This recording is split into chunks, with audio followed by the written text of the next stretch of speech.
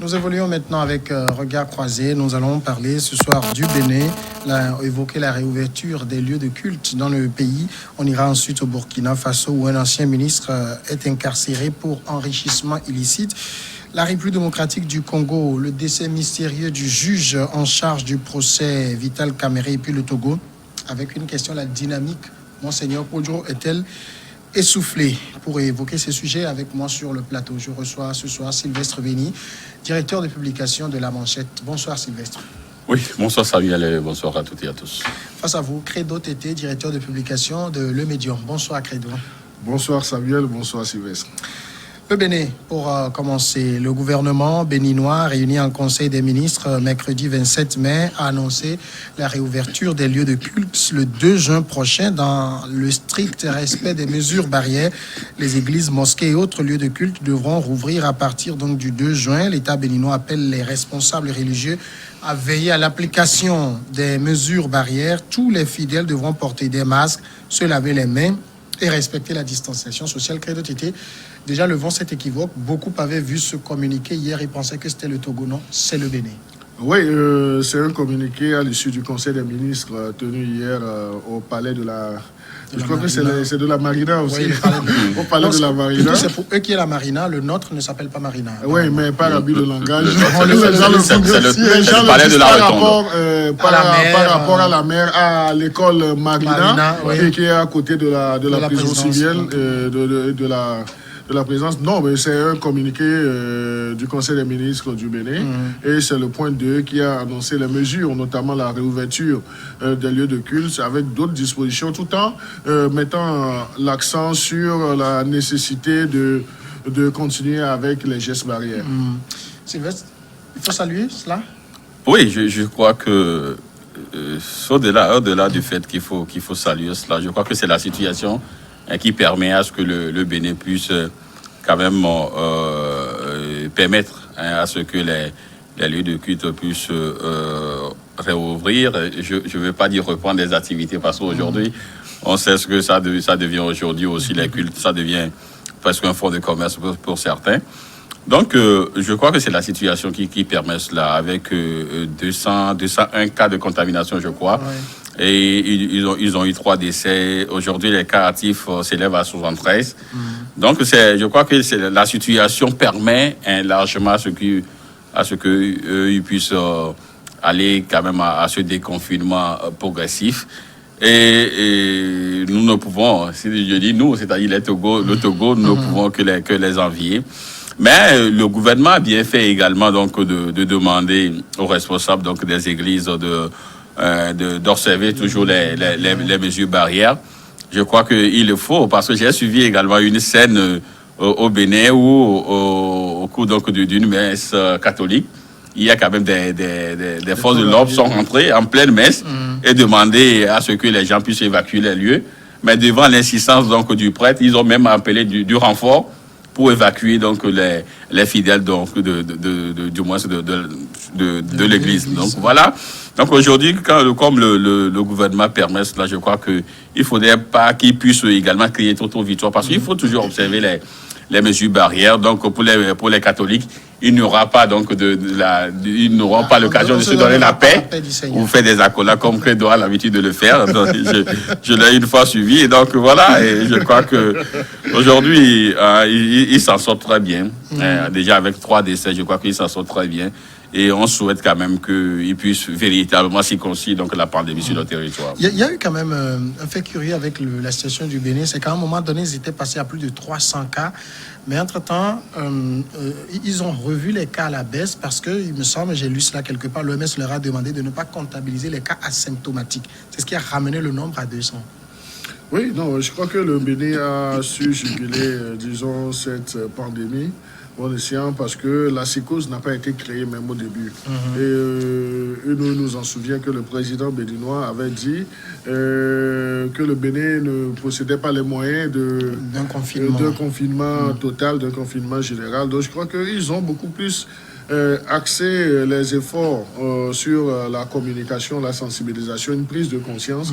Et je crois que c'est cela qui a payé. Et aujourd'hui, avec même les mesures qui ont été prises hier en Conseil des ministres, ils ont encore insisté sur le respect absolu du port de masque et c'est imposé. Et aujourd'hui, lorsque vous circulez dans les rues de Cotonou, même de tout le Bénin, si vous n'avez pas le masque là, c'est que vous avez devant vous un agent des forces de sécurité qui vous verbalise, qui vous rappelle à l'ordre, parce qu'ils ont déjà passé l'étape de la sensibilisation. Et également, du côté des agents de la santé du Bénin, ils ont essayé de faire de leur mieux. Parce que les cas asymptomatiques aussi ont été très tôt élucidés.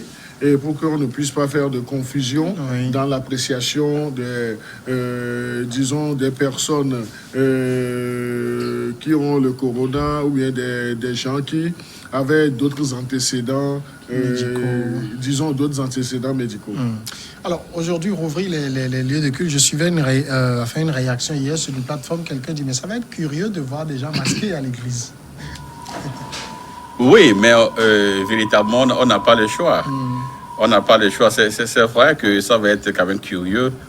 Hein, mais je veux dire que nous sommes presque habitués. Hein. Nous sommes presque habitués.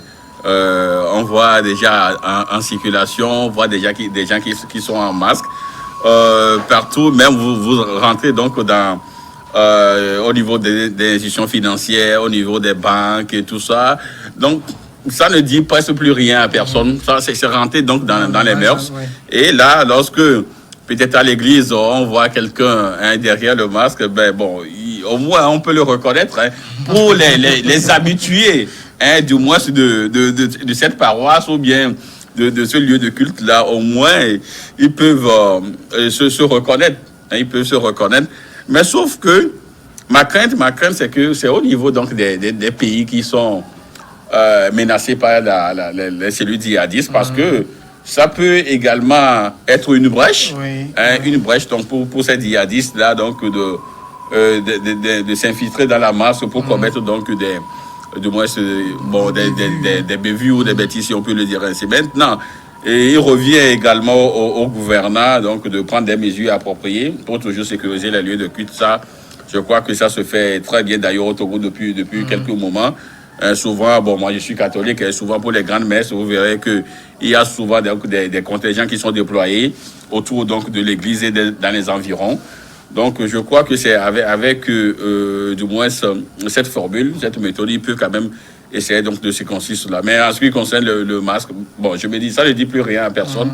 Le prêtre, là, il est en masque, mais quand il veut parler, il y a d'autres qui l'enlèvent, d'autres qui parlent avec le masque. Même maintenant, voilà quoi, nous sommes habitués, nous sommes d'ailleurs obligés de vivre avec. Hein. Moi, je le dis déjà parce que cette pandémie ne va pas partir de sitôt. Nous sommes obligés de vivre avec cette pandémie.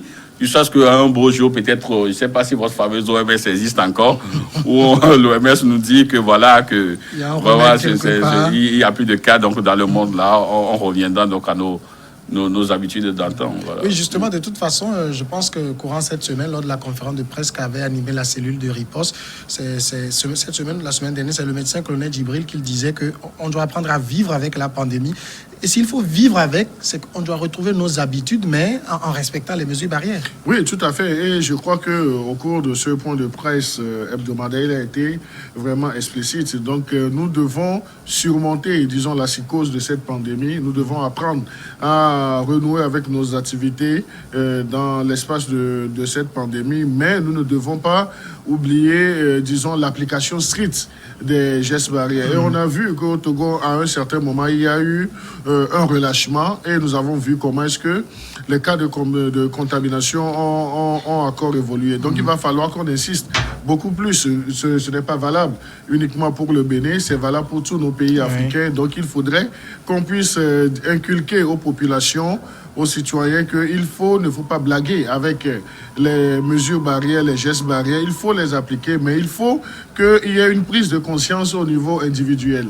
Si vous ne prenez pas, si vous-même vous exposez, disons, au virus, donc vous avez toutes les chances de l'avoir. Donc il ne faudrait pas. Ce n'est pas parce qu'on dit qu'il faut, disons, se laver régulièrement les mains, porter le casque, que toi-même tu vas aller dans des environnements qui sont hostiles. Et on nous dit également qu'il faut savoir il faut réduire un tant soit peu les visites, parce que c'est les sorties, les visites, donc il faut les réduire parce que vous ne savez pas là où le virus, on peut le contracter. Donc il va falloir que nos États, nos gouvernements puissent continuer à faire la sensibilisation afin que nous puissions non seulement adopter les gestes barrières, mais il va falloir qu'au niveau des pays africains, qu'ils fassent confiance à leurs médias et qu'ils mettent assez de moyens dans leurs médias, les médias locaux, pour que les médias locaux puissent jouer convenablement leur sensibilisation. Au Togo, vous aurez remarqué que avec la pandémie Covid-19, on dirait que les médias togolais qui sont traités de bipolarisés, c'est comme si nous sommes devenus des enfants, même père, même mère, parce qu'on fait face à la lutte contre ce virus et nous communiquons. Donc il va falloir qu'on puisse encourager, disons, ces médias à bien jouer leur partition. Je suivais aussi une réflexion d'un expert qui estimait que les États africains ont fait une erreur en cherchant à copier ce qu'avait fait l'Occident avec le système de confinement. Et quand on regarde le bilan de la pandémie, les premiers cas sont apparus sur le continent en février, disons-le comme ça. Jusqu'aujourd'hui, on a un peu plus de 3000 morts. Le paludisme a fait pire, d'autres maladies ont fait pire, et qu'il n'y avait pas lieu de suivre le modèle européen du confinement. Non, moi je dirais que en fait, il y avait, si vous permettez peut-être l'expression, il y avait une peur panique. Il y avait quand même une grande peur au début donc de la pandémie. Et je me dis, j'écoutais il y a quelques jours en fait un docteur togolais, en fait une femme qui disait que elle n'a jamais vécu une pandémie, une épidémie. Donc c'est l'occasion pour elle donc de voir la manière dont et du moins cela se manifeste et que cela est traité par les gouvernants. Donc elle s'est même offerte donc à l'équipe togolaise qui s'occupe donc des patients pour vivre du moins la chose. Donc vous verrez que et nous tous qui sommes ici, nous n'avons jamais peut-être vécu une pandémie. Et là déjà quand on voit les informations de l'autre côté, la manière dont peut-être l'Europe qui a beaucoup connu donc de pandémie ou autre. Donc nous avons eu cette tendance-là de les copier.